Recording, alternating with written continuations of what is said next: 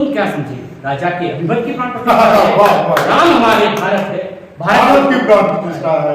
56 इंची सीने की क्या मजबूरी है, डोल रहा है धानी सफेद लाल तिरंगे से रंग है, हर धर्म से जुड़ाव है।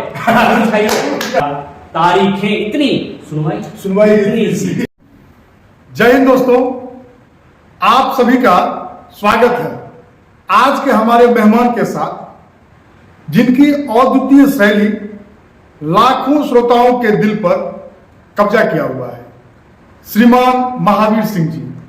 जी हाँ, इनकी हिंदी कविता है, इनके मूल नाम महावीर सिंह के नाम से ही प्रकाशित होती है। साथ ही इनकी गजलों में जो भावनाओं की गहराई और शब्दों का जो जादू है, वो रचनाएं इन्होंने खुर्शीद खरारी के नाम से छपवाया हुआ है। तो आज की शाम श्रीमान खुर्शीद खरारी उर्फ श्री महावीर सिंह जी का स्वागत करते हैं, जो आज आप लोगों को एक अलग ही दुनिया में लेकर जाएंगे।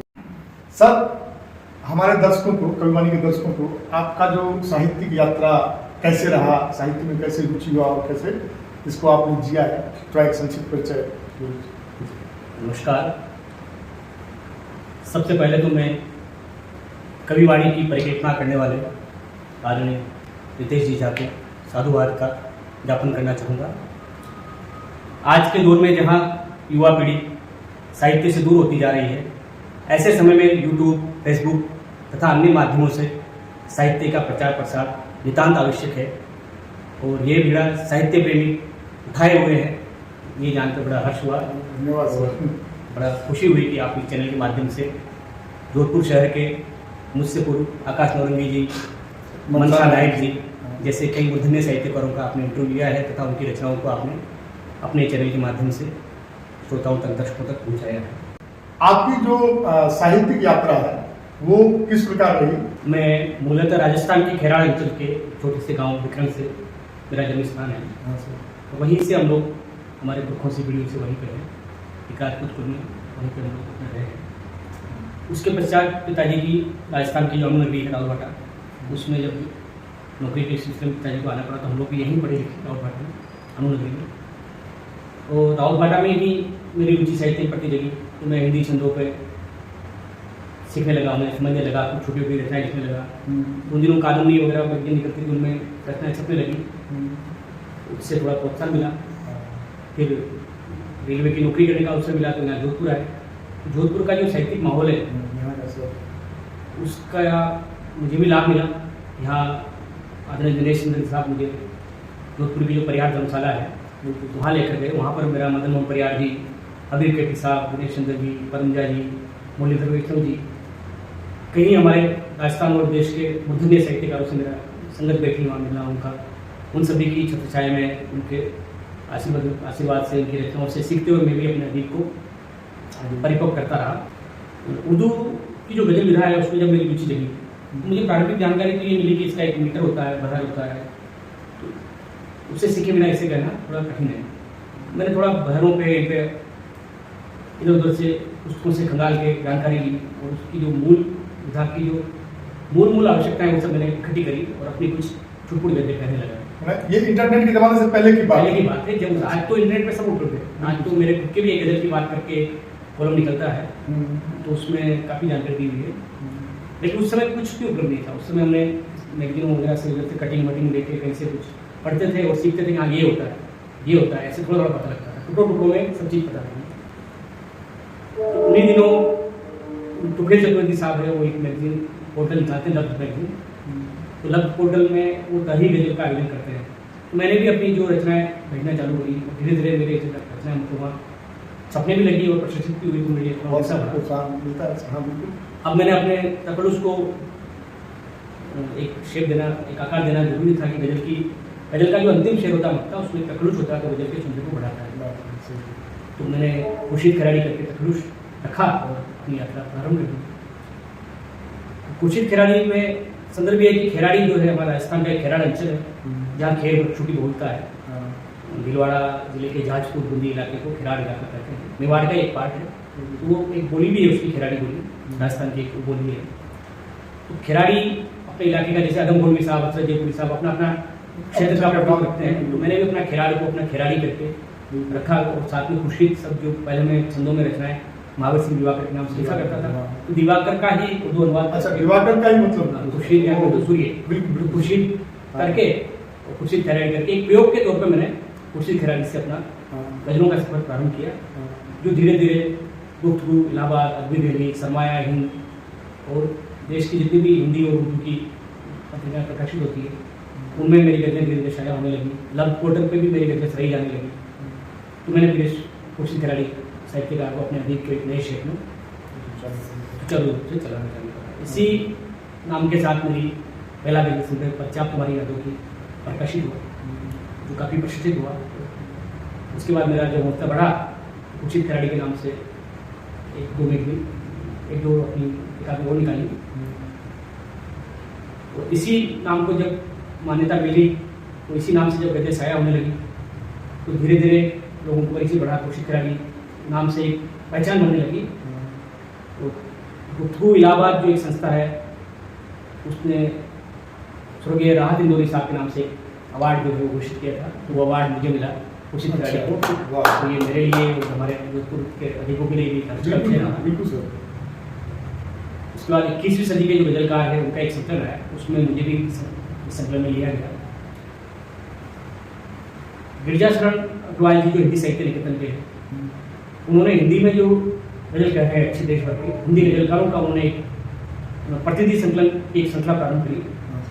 तो देश भर के 13 बड़े हरे राम संदीप साहब, अशोक रावत साहब जैसे बड़े नामों के साथ मुझे भी उन नामों में शामिल किया गया और मेरा भी प्रतिनिधि गजल संग्रह प्रतिनिधि गद्य महावीर सिंह खुर्शीद के नाम से शाया हुआ। उसके अलावा जो पहला वाला बताया पर्याप्त तुम्हारी यादों की, इसमें मेरी गजल की यात्रा प्रारंभ हुई। उसके अलावा दुआएं बेअसर खुर्शीद खिलाड़ी, ये खाली उर्दू शैली की जो गजलें हैं वो इसमें है। इसके बाद हिंदी में मैंने अपनी हिंदी गद्यों को श्रृंगार की गद्य है पतवार तुम्हारी यादें करके महावीर सिंह दिवाकर के नाम से मैंने हिंदी गद्यों का एक अलग संकलन करा। और जो हमारे पूरे भारतवर्ष के लिए ही विश्व भर के लिए जो गर्व का विषय था, भगवान राम के मंदिर की प्राण प्रतिष्ठा, उसी विषय को आधार बनाकर भगवान राम की कुछ भजन रूपी गद्य मैंने कही थी, जिससे सोशल मीडिया पर काफ़ी प्रतिसाद मिला। तो उन्हीं गद्यों का संकलन मैंने राघव की प्राण प्रतिष्ठा करके एक संकलन निकाला, जिसमें उन्हीं गद्यों को भगवान राम के प्राण प्रतिष्ठा विषय पर जो गद्य कही गई उनका संकलन है।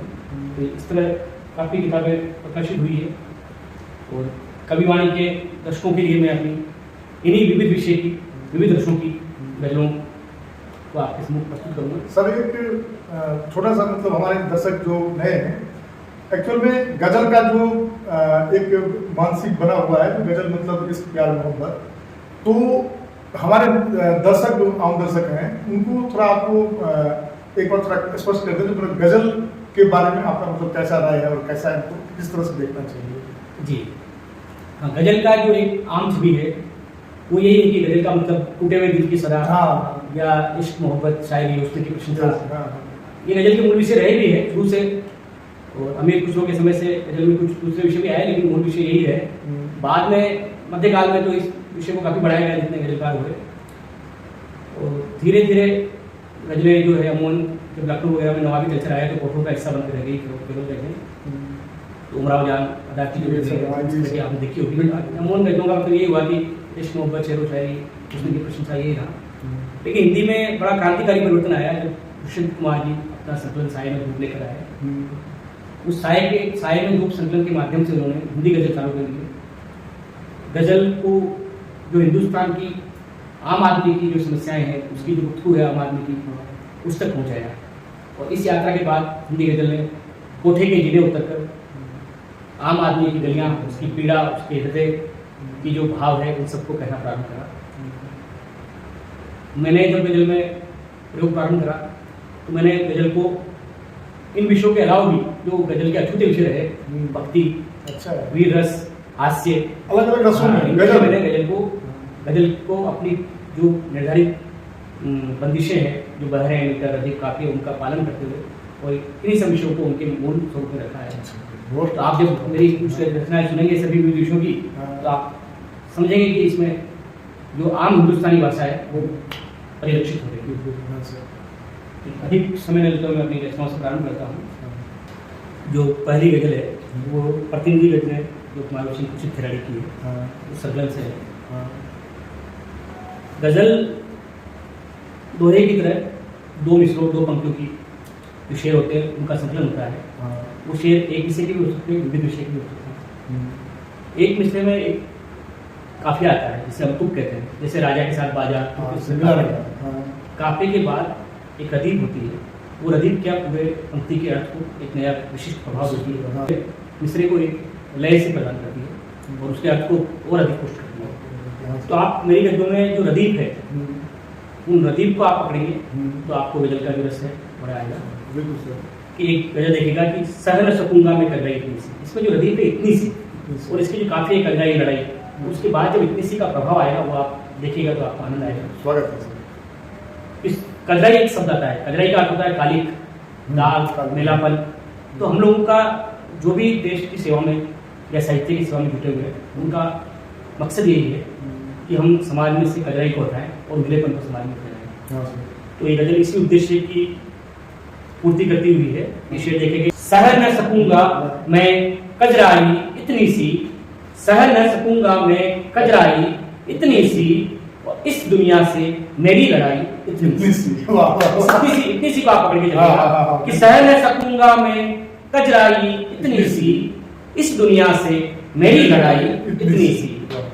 शेर देखिएगा कि दुनिया भर में ढोल बजाते फिरते हैं, दुनिया भर में ढोल बजाते फिरते हैं, करते हैं जब लोग भलाई इतनी सी, करते हैं जब लोग भलाई इतनी सी, और दीवारें बोकर हमने सुख पाया क्या, दीवारें बोकर हमने सुख पाया क्या, आंगन था इतना अंगनाई इतनी सी। जब बढ़ जाते हैं हृदय तो सुख भी छोटा हो जाता है, और हृदय जब आंगन की तरफ खुले होते हैं तो सुख भी अपने आनंद आकाश को छूता है। तो दीवारें बोकर हमने सुख पाया क्या, दीवारें बोकर हमने सुख पाया क्या, आंगन था इतना अंगनाई इतनी सी। तो शेर देखेगा कि अपनी पीड़ा अंबर जितनी बतलाकर, अपनी पीड़ा अंबर जितनी बतलाकर उसने समझी पीर पराई इतनी सी, पीर पराई इतनी सी। और एक शेर देखिएगा कि एक मुकदमा सारा जीवन लील गया। एक न्याय व्यवस्था है कि अंत में किस तरह न्याय घिसटते घिसटते जो न्याय मिलता है वो अधूरा न्याय मिलता है। कि एक मुकदमा सारा जीवन लील गया, एक मुकदमा सारा जीवन लील गया, तारीखें इतनी सुनवाई इतनी सी, तारीखें सुनवाई इतनी सी। और एक शेर देखिएगा कि उजले तन को साबुन मलमल कर धोया, उजले तन को साबुन मलमल कर धोया, उजले तन को साबुन मलमल कर धोया, और मेरे मन की साफ सफाई इतनी सी, मेरे मन की साफ सफाई इतनी सी। और फुटपाथों पर नग्न ठिठुरते बच्चों ने, फुटपाथों पर नग्न ठिठुरते बच्चों ने, सच कहना क्या नींद उड़ाई इतनी सी, सच कहना क्या नींद उड़ाई इतनी सी। मक्ता देखेगा कि मक्ते की विशेषता होती है, जो शायर का तकल्लुश है मक्ते में आता है, तो इस तरह है कि जो उसका नाम भी आ जाए और उस तकल्लुश के शब्द का अर्थ भी उसमें प्रकट हो जाए, दोनों एक साथ। जैसे खुर्शीद शब्द है उसका अर्थ है सूर्य, तो सूर्य का अगर इसको मैं तन्हा शेर को अलग कहता हूँ और मैं नहीं कहता हूँ कि मेरा नाम खुर्शीद है, तो भी ये अपने आप में एक शेर बनेगा अर्थ के साथ, खुर्शीद के अर्थ के साथ। तो आप देखिएगा कि ढूंढ रहा है गांव उजाला सदियों से, ढूंढ रहा है गांव उजाला सदियों से, शर्म तुझे खुर्शीद न आई इतनी सी, खुर्शीद न आई इतनी सी, सह न सकूंगा मैं कजराई इतनी सी, इस दुनिया से मेरी लड़ाई इतनी सी। मतलब है कि आंखों में ख्वाब सुहाना बरसों से है, इसकी जो रदीफ है बरसों से है। तो बरसों से हमारी क्या परंपराएं चली आ रही है, आप उनसे जुड़िएगा। कि आंखों में एक ख्वाब सुहाना बरसों से है, और पुरखों का एक गांव पुराना बरसों से है। आंखों में एक ख्वाब सुहाना बरसों से है, पुरखों का एक गांव पुराना बरसों से है। शेर देखिएगा कि जिसने देखा है मेरे परदादा तक, जिसने देखा है मेरे परदादा तक को, मैंने नहीं देखा है, लेकिन लेकिन मतलब उसने देखा है, तो मेरा उससे आत्मीयता इस कारण भी है कि इसने मेरे परदादा तक को देखा है। तो जिसने देखा है मेरे परदादा तक को आंगन में एक नील सयाना बरसों से आंगन में नील सयाना बरसों से है। तो देखा जाए तो उससे मेरा रिश्ता परदादा वाला हुआ। बिल्कुल सर। कि इमरत जैसा मीठा पानी एक कुएं का, इमरत जैसा मीठा पानी एक कुएं का, और मोती का एक खेत खजाना बरसों से, मोती का एक खेत खजाना बरसों से। आज हम शहर में नौकरी कर रहे हैं कि प्लॉट वगैरह सब देखते हैं, लेकिन हमारी एक तमन्ना होती है गांव में एक खेत, एक बीघा 2 बीघा, बिल्कुल सर। वो हमें उस हमारी जड़ों से जोड़े रखता है। तो इमरत जैसा मीठा पानी एक कुएं का, मोती का एक खेत खजाना बरसों से है, और एक पगडंडी साखी है पूरे युग की। आज हम प्रधानमंत्री सड़क योजना की बात करते हैं, लेकिन गांव में अभी भी छोटे गांवों से जुड़ती कई पगडंडियां हैं जो अपनी पूरी एक दास्तान कहती है, एक पूरी पीढ़ी का सफर उसमें पूरी पीढ़ियों का जो सफर उसमें अंकित है कि एक पगडंडी साखी है एक पूरे युग की, एक पगडंडी साखी है एक पूरे युग की, हम लोगों का आना जाना बरसों से, हम लोगों का आना जाना बरसों से है। और हमारी परंपराएं देखिएगा कि ठाकुर जी के आले में एक दीप सनातन, ठाकुर जी के आले में एक दीप सनातन। आज हम शहर में बैठे हैं तो संध्या का समय हमें इतना ज़्यादा पता नहीं होता है, लेकिन जब हम गांव के किसी चौकीरे पर किसी चौपाल पर बैठे हो तो संध्या का मंजर एक अलग ही वातावरण बनता है। उस समय एक बड़ा पवित्र वातावरण बन जाता है। गांव में झालर वगैरह बनना प्रारंभ हो जाती है, संध्या आरती प्रारंभ हो जाती है, मंदिर की घंटियाँ प्रारंभ हो जाती है। लोग संध्या के समय होते हैं अपने जो है गाँव के लोग अपने गुरु बेला पर अपने आने के कार्यकलापों को प्रारंभ कर देते हैं। तो ठाकुर जी के आले में एक दीप सनातन, ठाकुर जी के आले में एक दीप सनातन, सांझ ढले जिसका जग जाना बरसों से, सांझ ढले जिसका जग जाना बरसों से। हमें घड़ी देखने की जरूरत पड़ती, संध्या का समय हो गया, संध्या हो गई। सांझ ढले जिसका जग जाना बरसों से है, और दादी माँ के बुक्से में एक झबला टोपी, दादी माँ के बुक्से में एक झबला टोपी, बुक्सा कहते हैं बक्से को, मारवाड़ी से बुक्सा। तो झबला टोपी क्या होता है कि बुजुर्ग जो होते हैं हमारे भेंट देने के लिए अपनी आगे की पीढ़ियों को कुछ ना कुछ बच्चों के लिए झबला टोपी बना के रखते हैं पहले से।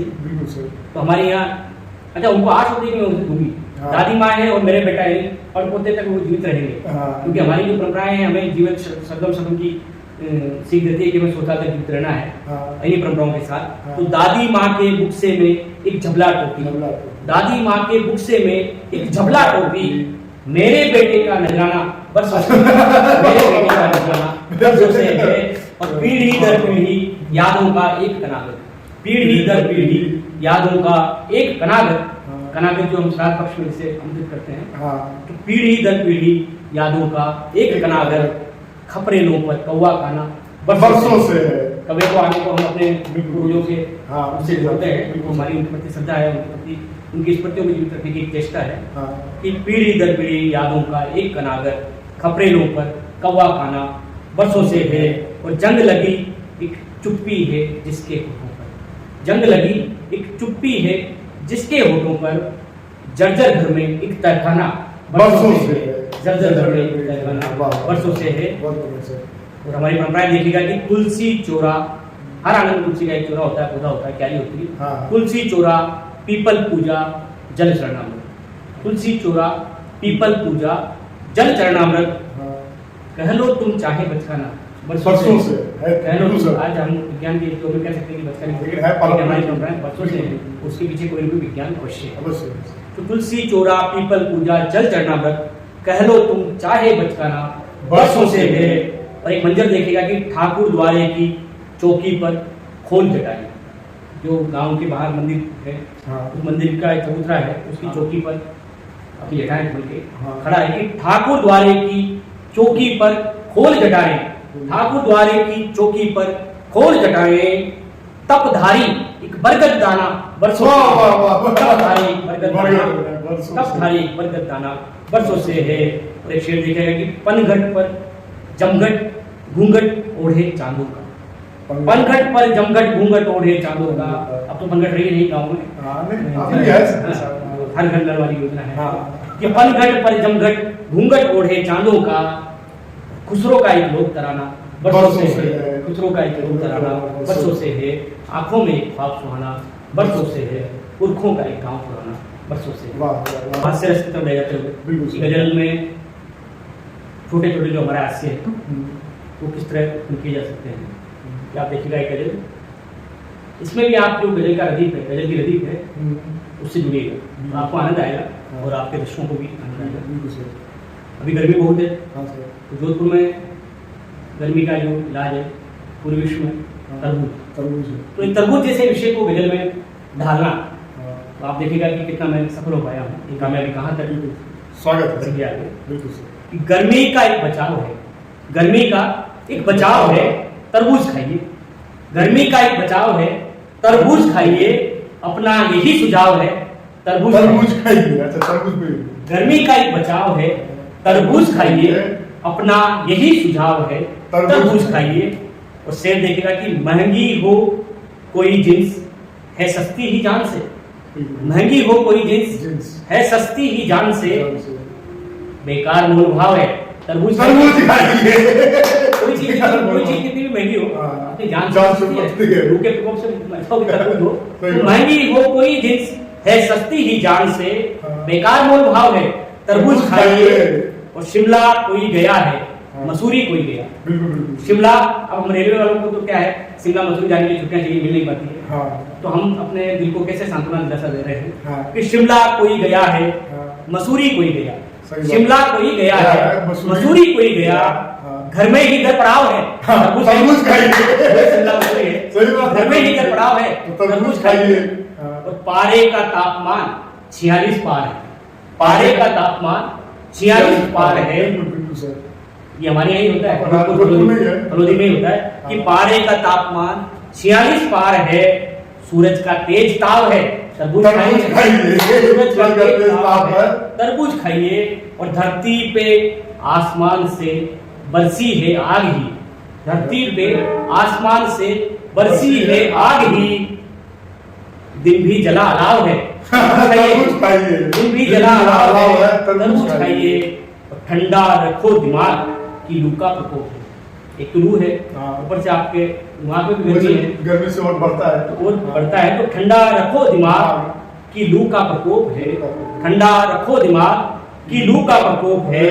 घर में अगर तनाव है, तरबूज खाइए, घर में अगर तनाव है, तरबूज खाइए।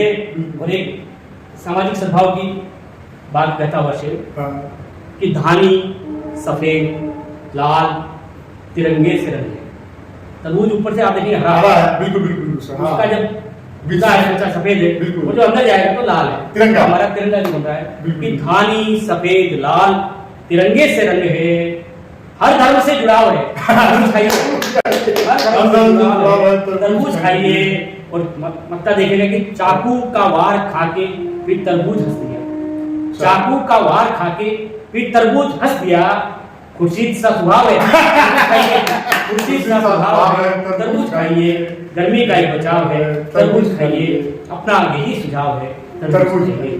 सर, एक तरफ जहाँ तरबूज का प्रमोशन हो गया है, साथ ही साथ जो हमारे दर्शक हैं, ऐसा नहीं है राजस्थान के या जोधपुर के ही है, पूरे विश्व में है, खास करके भारत में तो सब देखते हैं, तो आज उनको आपने जोधपुर की गर्मी के बारे में बढ़िया से एहसास करा दिया है। धन्यवाद सर। श्रृंगार रस की रचना है, हाँ सर, शुद्ध रूप से हिंदी के शब्दों के साथ, हिंदी के जो तत्सम शब्द है, हम कहते हैं कि गजल में हिंदी शब्द नहीं डाले जाते, लेकिन हिंदी के शब्दों का गजल में प्रयोग करते हुए एक श्रृंगार रस की गजल है, उसकी बानगी देखिएगा आप। हाँ सर, स्वागत है। इसकी भी जो रदीफ है, चुम लूंगा, रदीफ से आप जुड़ेगा और आपके जो युवा दर्शक है वो जरूर इसका आनंद है। इस शेर देखिएगा कि मतलब है, हथेली पर तुम्हारे पांव लेकर चूम लूंगा, हथेली पर तुम्हारे पांव लेकर चूम लूंगा, तुम आओगे तो मैं चौखट का पत्थर चूम लूंगा, तुम आओगे तो मैं चौखट का पत्थर चूम लूंगा, हथेली पर तुम्हारे पांव लेकर चूम लूंगा, तुम आओगे तो मैं चौखट का पत्थर चूम लूंगा। और शेर देखिएगा कि जो गोरी उंगलियों पर शुभ कमल दल सी सजी है, हिंदी के शब्दों का प्रयोग कि हमारे यहाँ श्रृंगार का एक महावर करके जो है मेहंदी गीत है, लाल रंग का एक घर में सजाया जाता है, एक अलग दृश्य उत्पन्न करता है। तो देखिएगा कि जो गोरी उंगलियों पर शुभ कमल दल सी सजी है, जो गोरी उंगलियों पर शुभ कमल दल सी सजी है, मैं बनकर श्याम भंवरा वो बहावर चूम लूंगा, श्याम भंवरा वो बहावर चूम लूंगा।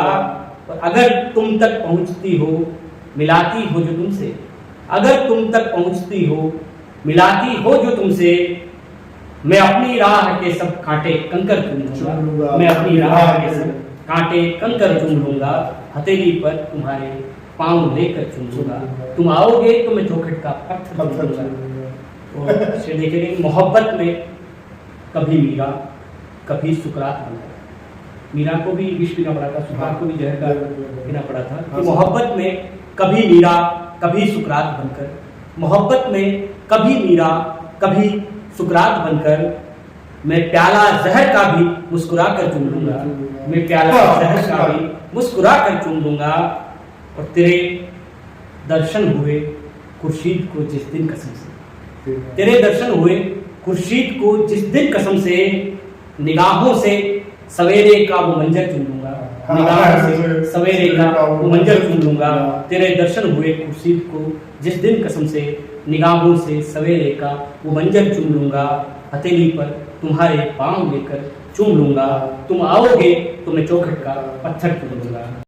हास्य श्रृंगार सामाजिक संस्कृति की विषयों का एक भक्ति रस की है, बिल्कुल सर, एक भजन नुमा भी हो, इसमें भी आप इसकी हृदय प्राण प्रतिष्ठा है, उस पर आप विशेष ध्यान दीजिए। इसकी पृष्ठभूमि जो है वो अयोध्या में जो भगवान राम के मंदिर की प्राण प्रतिष्ठा हुई उसको लेकर है।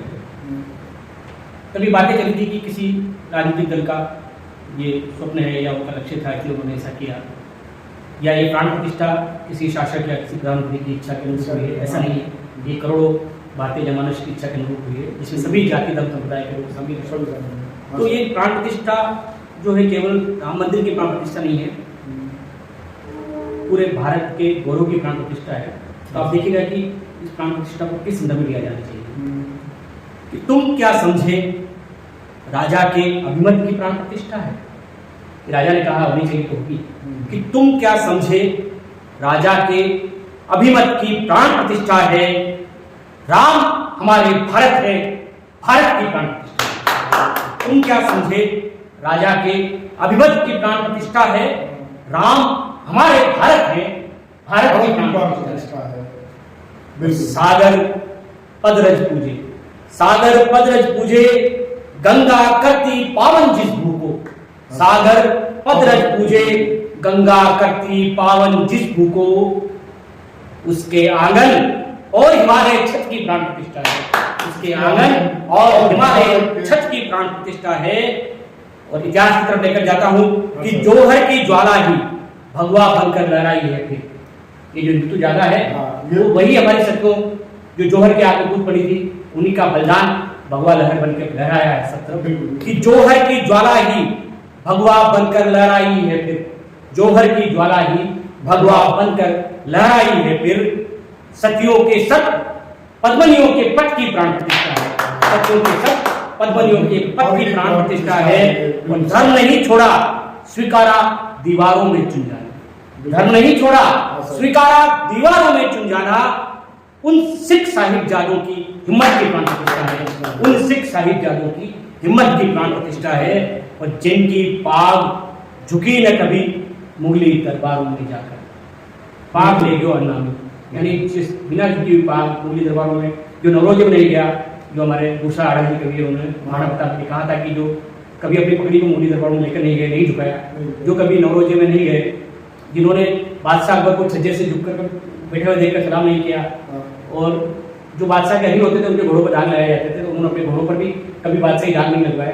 तो मतलब एक अकेला आदमी अपनी स्वतंत्रता के साथ जीवित रहा, संघर्ष करता रहा, तो उनको समर्पित प्रातः स्मरणीय हिंदुआ सूरज महाराणा प्रताप को समर्पित ये शेर है कि जिनकी पाग झुकी न कभी मुगली दरबारों में जाकर, जिनकी पाग झुकी न कभी मुगली दरबारों में जाकर, उन मेवाड़ी राणा की ताकत की प्राण प्रतिष्ठा है, उन मेवाड़ी राणा की ताकत की प्राण प्रतिष्ठा है। कट्टरता ने काफिर कहकर सदियों से जिसको कुचला, तो पहलगाम की घटना हुई है, इसी की परिणति। कट्टरता ने काफिर कहकर सदियों से जिसको कुचला, छलनी था जो उस गौरव आहट की प्राण प्रतिष्ठा है। हमारा जो गौरव आहट था, बार बार में काफी करा जाता था, वो गौरव फिर से जगह है कि छलनी था जो उस गौरव आहट की प्राण प्रतिष्ठा है। और वीर मराठों और शिवाजी ने जिसको फहराया था, वीर मराठों और शिवाजी ने जिसको फहराया था, भगवा भव्य पताका की इज्जत की प्राण प्रतिष्ठा है। भगवा भव्य पताका की इज्जत की प्राण प्रतिष्ठा है। और कितने संतों, कितने भक्तों ने अभी प्राण किए अपने, कितने संतों, कितने भक्तों ने अभी प्राण किए अपने। अब जाकर हिंदू मस्तक उन्नत की प्राण प्रतिष्ठा है, अब जाकर हिंदू मस्तक उन्नत की प्राण प्रतिष्ठा है। और दिवाकर नाम से भी मैंने ये संग्रह निकाला, भगवान राम को समर्पित। विषय देखिएगा कि जागे, अब राम के मंदिर की प्राण प्रतिष्ठा हुई है तो भारत को शुरू बनने से कोई नहीं रोक सकता कि जागेगा वैभव भारत का, जागेगा वैभव भारत का, जग गुरु पद फिर पाएगा। जागेगा वैभव भारत का, जग गुरु पद फिर पाएगा। आज दिवाकर नवयुग के स्वागत की प्राण प्रतिष्ठा है, आज दिवाकर नवयुग के स्वागत की प्राण प्रतिष्ठा है। तुम क्या समझे, राजा के अभिमत की प्राण प्रतिष्ठा है, राम हमारे भारत है, भारत की प्राण प्रतिष्ठा है, भारत। बहुत बढ़िया सर, आपने जो गजल को विभिन्न रसों में जो प्रस्तुत किया, वास्तव में ये मेरे लिए भी एक नया मतलब तजुर्बा था। मैंने इसको देखा, समझा, सुना, और मेरे दर्शक भी जो गजल के जो अलग अलग रूप में उसको देखे होंगे। तो क्या ये गजल वीर रस में भी आ सकता है क्या? वीर रस की गजल भी कई मैंने लिखी है, मेवाड़ के छोड़ के मानवता के छोड़ के। हाँ सर। तो वीर रस की बात चली है, उससे पूर्व में वीर रस की जो रचना अभी समसामयिक है, जो आपके चैनल के माध्यम से देश भर के दर्शकों को और हमारे देश की जो नीति नियंता है उन तक भी अपनी बात पहुँचाना होगा। जो अभी पहलगाम में जो कायरतापूर्ण हमला हुआ, उसी के संदर्भ में आप रचना है कि देखिएगा। फड़क रही है आज बुझाएं, फड़क रही है आज बुझाएं, लहू रगों का खोल रहा है, अब रणभेरी बज जाने दो, बच्चा बच्चा बोल रहा है। फड़क रही है आज बुझाएं, लहू रगों का खोल रहा है, अब रणभेरी बज जाने दो, बच्चा बच्चा बोल रहा है। सैन्य ने ठिकानों तक बढ़ाया, बेरी छाती पर चढ़ाया, सैन्य ने ठिकानों तक बढ़ाया, बेरी छाती पर चढ़ाया। इस गोलाबारी को समझो, दुश्मन की तैयारी को समझो, इस गोलाबारी को समझो, दुश्मन की तैयारी को समझो। हमले पर हमले करता है, हमले पर हमले करता है, चुप रहना कायरता है। हमले पर हमले करता है, चुप रहना कायरता है। दिखला दो अब दमखम अपना, दिखला दो अब दमखम अपना, बेरी हमको तोल रहा है, अब रणभेरी बच जाने दो, बच्चा बच्चा बोल रहा है। सही सर। कि बहना रोई भाई, बहना रोई भाई खोकर, अध घायल है मां रो रोकर। बीवी ने तो सब कुछ खोया, बेटा खोकर बाबा रोया। बीवी ने तो सब कुछ खोया, बेटा खोकर बाबा रोया। और बच्चों की हालत गुमसुम है, बस्ती भर की आंखें नम है। और मोल शहादत का मत आपो, मोल शहादत का मत आपो, हर सैनिक अनमोल रहा है, अब रणभेरी बच जाने दो, बच्चा बच्चा बोल रहा है। हमारे जो कश्मीर धरती का स्वर्ग है, ये देखिएगा कि रक्तिम सी केसर की क्यारी, रक्तिम सी केसर की क्यारी, घायल ट्यूलिप की फुलवारी। और झीलों का बारूदी पानी, फटी हुई चूनर धानी, डल में संगीनों के साए, देवदार के तरु मुझाए। बंद देखिएगा कि रक्तिम सी केसर की क्यारी, घायल ट्यूलिप की फुलवारी, झीलों का बारूदी पानी, फटी हुई चूनर धानी। और डल में संगीनों के साए, देवदार के तरु मुझाए। घाटी का कण कण साक्षी है, घाटी का कण कण साक्षी है, नफरत कोई खोल रहा है, अब रणभेरी बच जाने दो, बच्चा बच्चा बोल रहा है।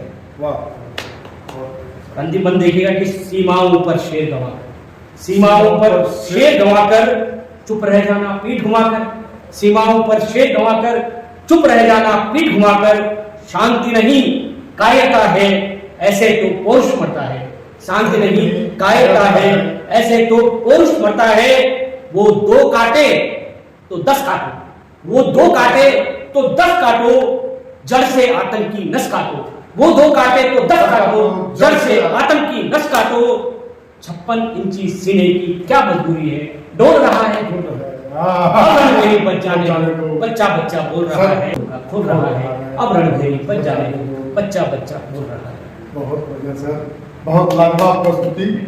और सर मैं साहब बता दूं, सर बहुत ही बिजी शेड्यूल में हमारे लिए इतना समय दिए, इसके लिए सर का बहुत धन्यवाद। और जैसे आप लोग खुद ही देख लिए हैं कि विभिन्न रचनाओं और विभिन्न पुस्तकों का यहाँ अंबार लगा हुआ है और ये अलग अलग मंच पर भी अपनी रचनाएं पढ़ते रहते हैं। और इस इनको पूरे को एक गागर में समाना पूरे सागर को मेरे लिए तो असंभव है, इसलिए मैं सर से एक ही विनती करूंगा, जो जब भी समय मिले जरूर कवि वाणी को थोड़ा समय दें ताकि हम लोग आपका आनंद ले सकें। कवि वाणी के दर्शकों के लिए या दर्शकों तक साहित्य पहुँचे, इसके लिए मैंने जो अपनी रचनाएं हैं, पश्चात तुम्हारी यादों की, प्रतिनिधि गद्य महावीर सिंह कुर्सी कराली, राघव की प्राण प्रतिष्ठा महावीर सिंह दिवाकर, और दुआएं बेअसर है खुर्शीद कराली की उर्दू खुशबू की गजलें, पतवार तुम्हारी यादें महावीर सिंह दिवाकर हिंदी के श्रृंगार की गजलें, ये सभी पुस्तकें मैं कवि वाणी के दर्शकों के लिए आदरणीय भाई साहब को प्रस्तुत कर रहा हूँ। समय समय पर ये सब आगे और आप लोगों का ये जो छोटा सा प्रयास प्रारंभ हुआ है, ये कारवां आगे बढ़े और जो हमारी नई पीढ़ी है वो साहित्य से और साहित्यकारों से रूबरू होती रहे। कवि वाणी के सभी दर्शकों को